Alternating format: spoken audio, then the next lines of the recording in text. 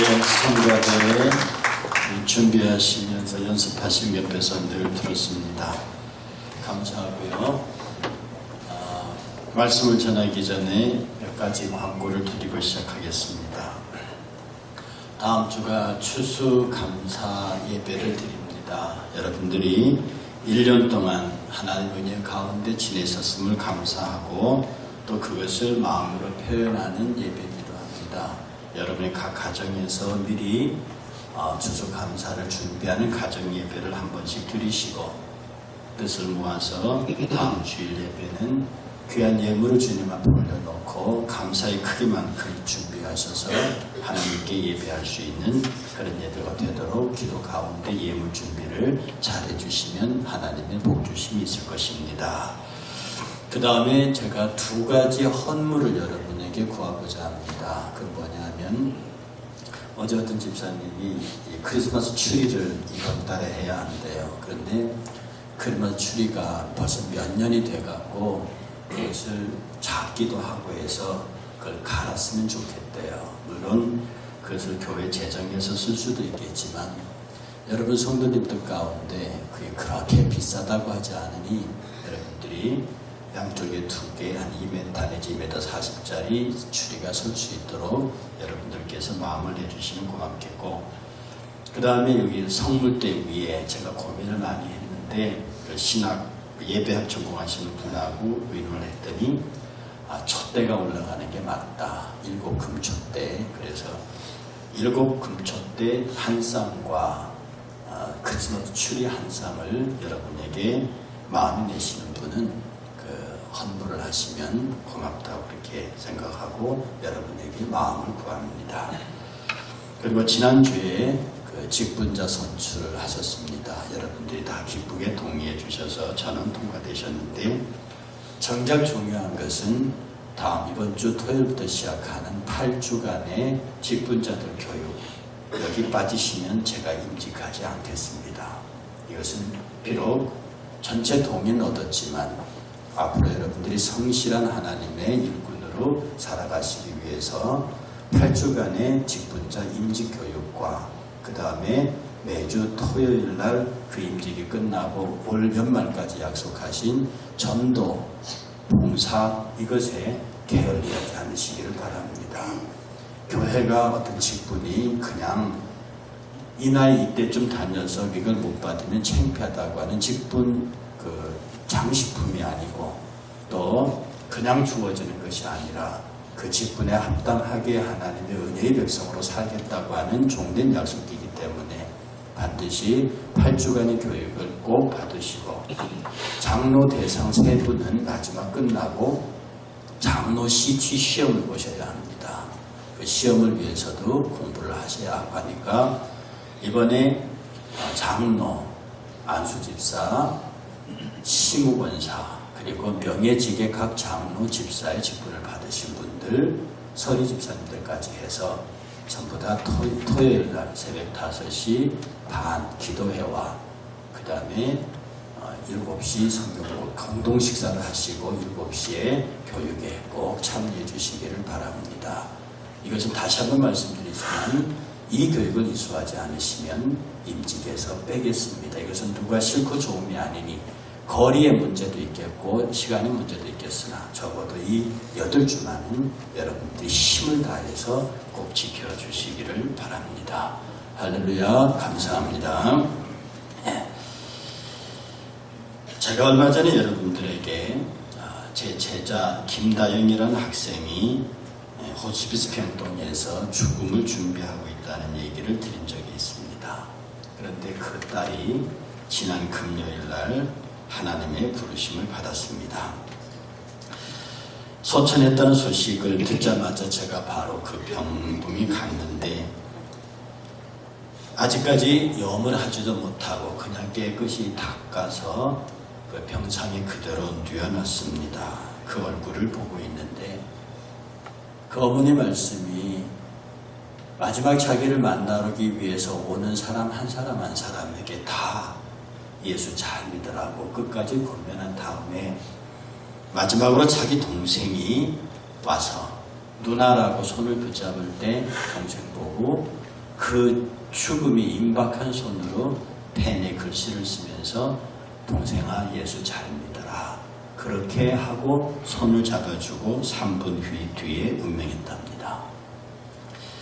저는 그 다영의 시신 앞에 가만히 서서 참 하나님께 서운하기도 했습니다. 38살 그 꿈같은 처녀의 삶을 이렇게 마감하는 것이 정말 어떻게 이해될지 모르고 그 가족이 얼마나 많은 시간을 백혈병이 걸렸을 때도 동숭의 골수를 뽑아서 백혈병을 치료하셨던 하나님, 그 백혈병을 낫게 했다가 다시 또 이 사람이 걸리게 계셔서 그 사람으로 결국 죽을 수밖에 없는 마지막 순간에도 그 친구가 저를 처음 만났을 때, 병원에서 만났을 때 교수님 강의하세요? 이렇게 물었습니다.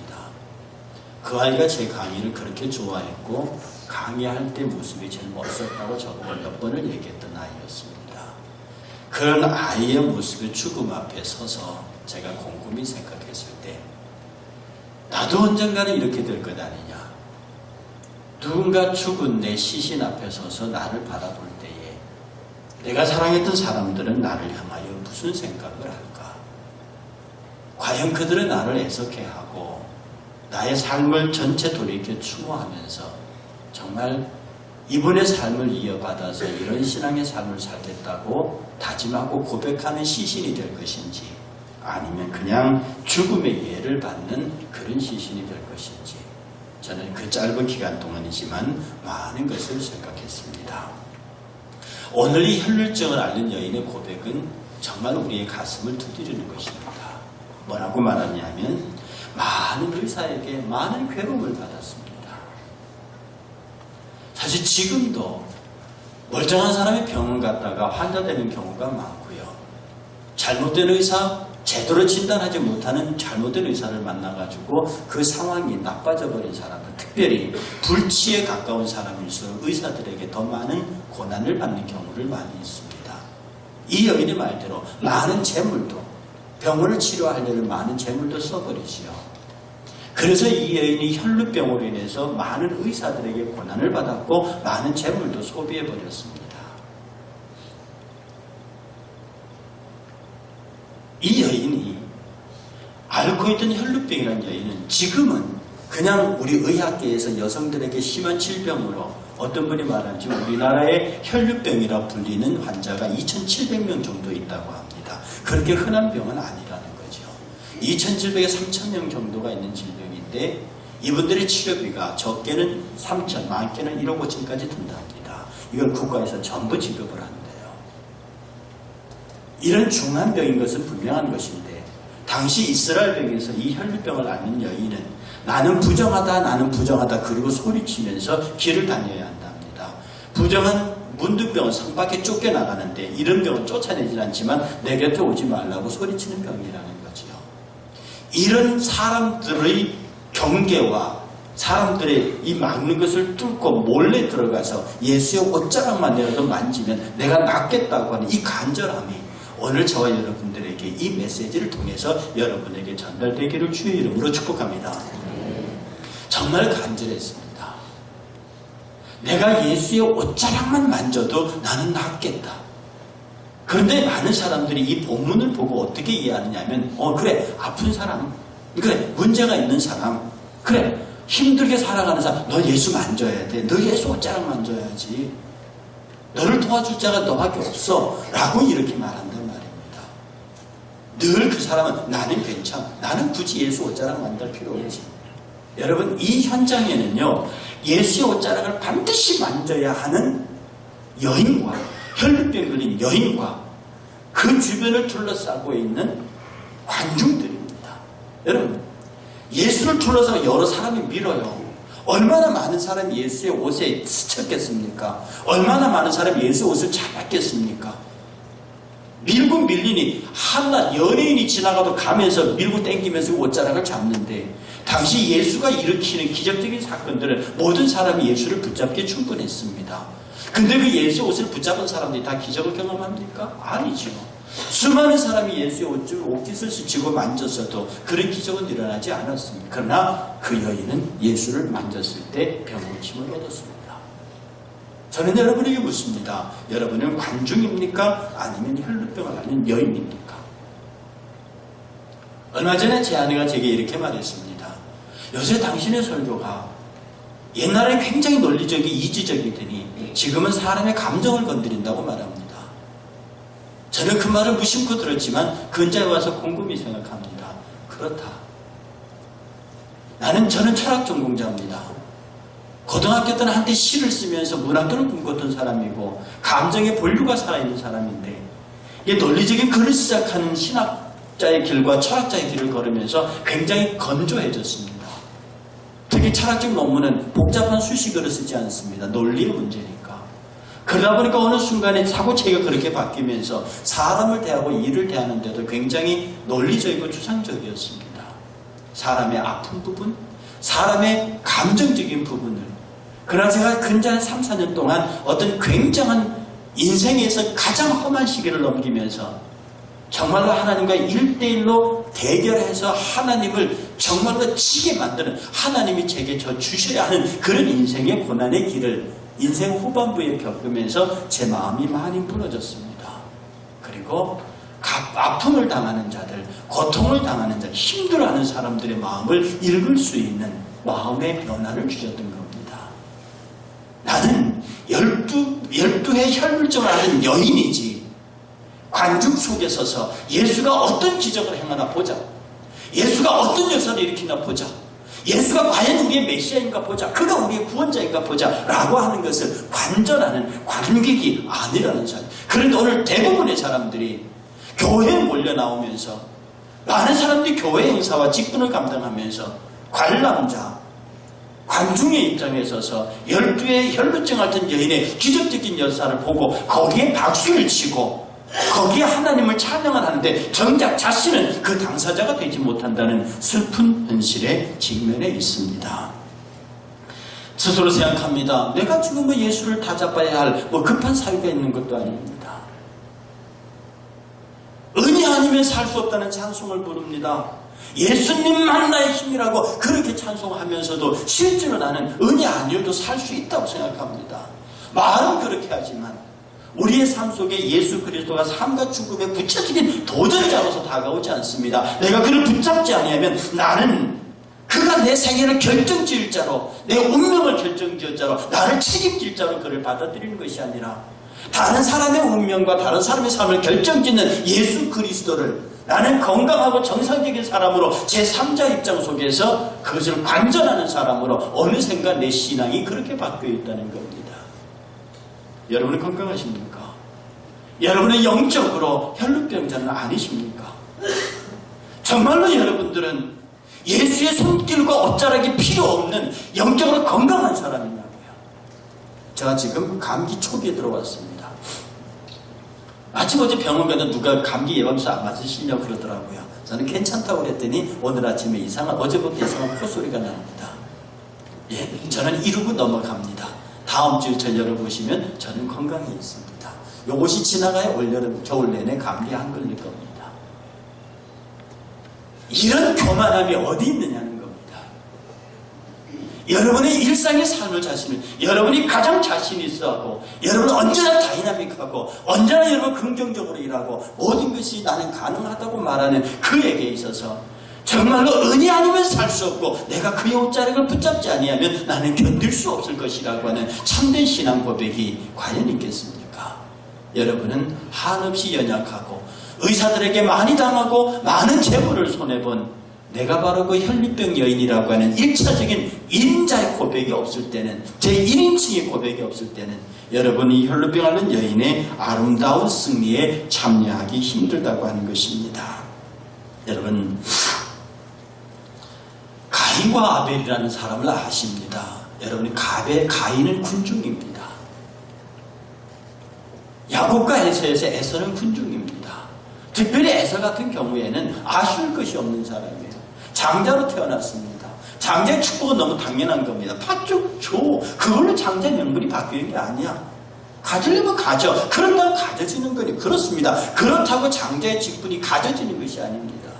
그러나 야곱 입장에서는 말도 안 되지만 형의 발꿈치를 잡았습니다. 말도 안 되지만 팥죽 한 그릇으로 장자의 명분을 거래했습니다. 말도 안 되지만 아버지를 속였습니다. 오직 했으면 그 아버지가 야 목소리는 야곱인데 피부는 에서네? 이렇게 엉터리 없이 아버지를 속여서 축복 기도를 받습니다. 나중에 이 사실을 모두한 에서가 아버지에게 사정을 합니다. 아버지 남은 축복이라도 없습니까? 비로소 그때 그는 혈류병 앓는 여인으로 돌아가는 겁니다. 이미 늦었습니다. 아무것도 없다. 그리고 그를 축복하는데 그 축복의 내용이 뭡니까? 너는 야곱의 종이 되라는 축복을 합니다. 우리는 이 사실 앞에서 정말로 예수 아니면 살 수 없다고 하는 이 상태가 여러분의 영적 질병의 상태를 돌아볼 수 있는 기회가 되기를 축복합니다. 여러분 하루의 기도 생활이 얼마나 되십니까? 여러분 하루의 말씀을 읽는 생활이 얼마나 되십니까? 여러분은 주 앞에 서 있는 24시간 중에서 주 앞에 서 있는 시간들이 얼마나 되시냐고 하는 것입니다. 우리는 정말로 하나님 없이 살 수 없다고 하는 그 삶의 현장에 여러분은 최고의 전면에 와 있습니다. 베드로가 맨 처음 예수를 만납니다. 예수께서 설교하시기 위해서 베드로의 배를 빌립니다. 베드로의 배를 빌릴 동안에 베드로는 옆에서 그 말씀을 들으면서 열심히 그물을 깃고 있었습니다. 말씀을 마치신 예수가 베드로가 말하기를 저기 나가서 깊은 데 가서 그물을 던지라고 말합니다. 베드로는 그 바닷가에서 태어났습니다. 평생을 고기 잡은 어부입니다. 그 바다의 해도를 누구보다 잘 알고 있어서 어디에 몇 시에 어떻게 하면 가장 많은 고기를 잡는다는 것을 너무도 잘 알고 있는 사람입니다. 그런데 받는 예수는 목수입니다. 그런데 그 예수가 말씀을 마치더니 깊은 데 가서 그물을 던지라고 말합니다. 지금도 그 지역의 학자들은 말하기를 그 새벽의 깊은 곳에는 고기가 없다고 말합니다. 전혀 사람들의 인식과 판단으로서는 고기 한 마리 잡을 수 없는 곳에 베드로를 가서 너는 그곳에 가서 고기를 잡으라고 말합니다. 그물을 던지라 합니다. 그때 베드로는 이렇게 말합니다. 선생님, 내가 밤새도록 수고하였지만 얻은 것이 없습니다. 그러나 말씀에 의지하여 내가 가서 그물을 던지겠습니다. 그가 예수를 부른 명칭이 선생님이었습니다. 그런데 가서 정작 깊은 데서 그물을 던져보니 이게 그물이 찢어질 정도로 많이 잡힌단 말입니다. 그리고는 돌아와서 베드로가 그 앞에 무릎을 꿇고 말합니다. 주여, 나는 죄인으로소이다. 나를 떠나소서. 조금 전에 선생님이라고 부를 때에 그 베드로는 관중이었습니다. 그러나 그물이 찢어지도록 잡고 놀란 베드로가 뛰어와서 예수 앞에 무릎을 꿇고 죄인이라고 고백했을 그때 그는 혈루증 앓는 여인이 되어 있었습니다. 그래서 그는 예수의 부름을 받았고 그때부터 사람을 낚는 어부가 되었다고 하는 사실입니다. 우리의 생애 속에서 여러분이 무엇을 자랑할 수 있습니까? 베드로의 그 오랜 어부의 경력이 예수 그리스도 앞에서는 아무 의미 없는 것이었습니다. 예수님은 사케오를 불렀습니다. 사케오가 누굽니까? 그 성의 세리장입니다. 많은 세금을 걷어서 일부분만 로마 세우게 바치고 나머지는 다 자기가 가졌던 부정한 사람입니다. 그는 키가 작았습니다. 그래서 예수가 지나간다는 소리를 듣고 그 예수를 보기 위해서 뽕나무 위로 올라갔습니다. 지금 여러분이 아는 저런 뽕나무가 아닙니다. 그들의 가로수입니다. 그 위에 올라가서 예수를 보니 예수께서 사케오야 내려오느라 오늘 내가 너희 집에 가야겠다. 그가 그 위에 올라갔을 때는 그는 관중이었습니다. 예수를 보고 싶은, 단지 예수를 보고 싶은 관중이었습니다. 그러나 예수의 부름을 받고 그 집에 들어가서 예수가 발 씻을 물을 주고 그의 말씀을 듣고 식사한 이후에 그 앞에 엎드려서 선생님, 내가 내가 착취한 것을 다 갚겠습니다. 내 재산을 다 틀어서 가난한 사람을 돕겠습니다. 이렇게 말할 때 이 집에 구원이 일어났다고 말했습니다. 그 앞에 무릎을 꿇을 때 그는 비로소 12의 혈루증을 앓던 여인으로 돌아갈 수 있었습니다. 우리는 이런 사실들을 여러분 경험하면서 정말 하나님 앞에 어떻게 살아야 하는지를, 내가 어떻게 살아야 12의 혈루증 앓던 여인 같은 간절한 영적 심정을 가진 사람으로 사는지를 우리는 진지하게 고민해야 합니다. 우리 교회에서 아주 장수하신 목사님이 있습니다. 그분 이름이 방지일 목사님인데 103세에 돌아가셨습니다. 돌아가실 때도 건강하게 돌아가셨습니다. 그런데요, 그 방지혜 목사님에게 우리나라 유명한 목사님 물었습니다. 목사님, 건강의 비결이 뭡니까? 그랬더니 그분이 건강의 비결 웃으시면서 막 살아. 막 살아. 막 살면 건강하다는 겁니다. 그 말이 무슨 뜻이냐면 다 건강해지려고 막 아둥바둥 그러지 말라는 겁니다. 세상에서 성공하려고 아둥바둥 그러지 말라는 겁니다. 인생 산물에 아둥바둥 그러지 말라는 겁니다. 그냥 다 내려놓으라는 겁니다. 그냥 막 살아. 자고 싶을 때 자고 놀고 싶을 때 놀고 그냥 세상에 대해 세상에 뭐 돈이나 건강이나 명 이런 데서 그냥 다 내려놓고 그냥 살고 싶은 대로 살아. 그리고 예수만 열심히 믿어. 이게 그 방지혜 목사님의 가르침입니다. 정말 우리는 세상에 대해 도대체 어떤 것에 매일 필요가 있습니까? 수많은 빚을 졌다. 내가 갚을 수 없다. 어떻게 할 겁니까? 자식이 속을 썩인다. 그럼 어떻게 할 겁니까? 남편이 속을 썩인다. 그럼 어떻게 할 겁니까? 내가 몸이 가난해서 몸이 약해서 의사가 어떻게 허지를 못하면 어떻게 하겠습니까? 그걸 붙잡고 있는 사람이 바보죠. 박목사의 말대로 그냥 내려둬. 그냥 놔둬라. 그냥 편하게 살아. 세상의 모든 것에 관하여 그냥 막 사는 거야. 그냥 살고 오직 내가 예수 믿는 쪽에만 이 혈루증 여인을 그냥 간절함으로 그걸 붙잡으라는 얘기입니다. 그것을 붙잡는 것이 중요한 것이지 예수 그리스도의 은혜를 붙잡는 것이 중요한 거예요. 은혜대로 사는 중요한 것이 사람과 사람의 관계 속에서 자존심이 뭐가 그 자존심이 여러분을 상하게 만단 말이에요. 여러분의 계산이 여러분을 망가뜨린다 이 말입니다. 그 계산이 해결하는 게 아니에요. 그럼 우리가 하나님 앞에서 정말로 주의 은혜와 능력 가운데 서 있는 사람들의 간절한 태도는 세상에 대해서는 막 산다는 뜻은 될 대로 살아 그 말이 아닙니다. 세상에 대해서 막 살아라. 그냥 다 내려놔버려라. 오직 주에게만 매달려 있으라. 정말로 열두라던 혈루증의 그 여인의 심정으로 주의 옷을 붙잡으라는 겁니다. 어떤 분이 이런 간증을 하셨습니다. 24살 청년이에요. 약사입니다. 일제시대입니다. 그도 교회는 잘 다니셨어요. 이 24살 청년이 새벽 기도를 나오다가 새벽 기도를 끝나고 집에 가다가 목사님과 길거리 딱 만났습니다.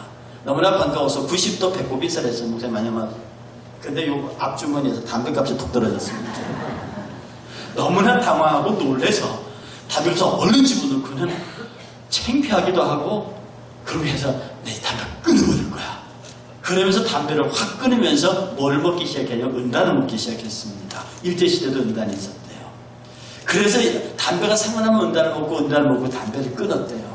그래서 약방을 가지고는 약사로서 내가 하나님 앞에 부끄럽지 않는 장사를 하리라. 그러고 생각한 것이 나의 담배를 끊은 은단 회사를 하리라.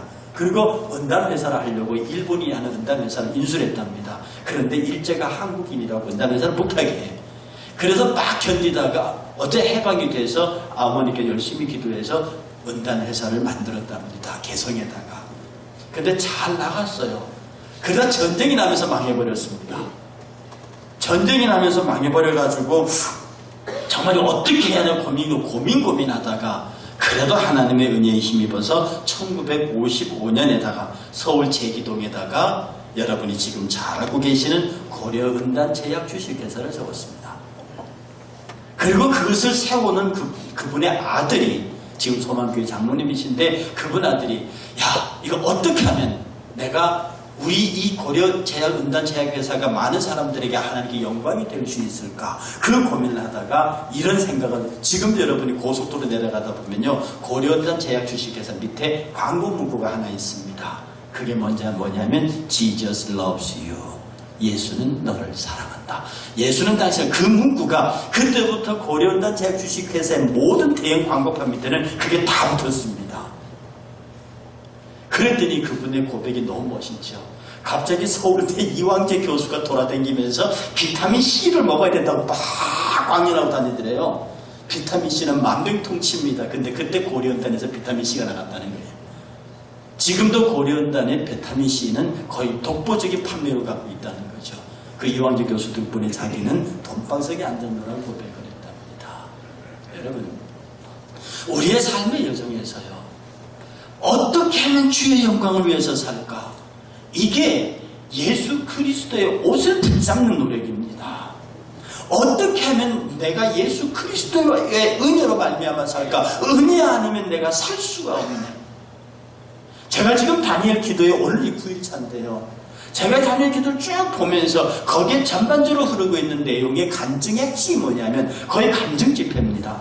8시부터 하고 있는 간증 집회 그 핵심이 뭐냐면 은혜 아니면 살 수 없다. 날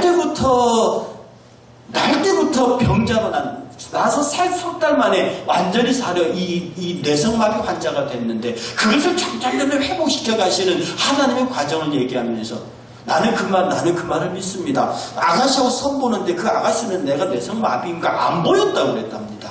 그 오빠가 나를 정상적으로 여자로 보더라, 남자로 보더라 하지 않습니까? 그리고 혼인신고 딱 해내니까 비로소 그때가 그 여자가 내가 장인이라는 걸 보였다고 그러지 않습니까?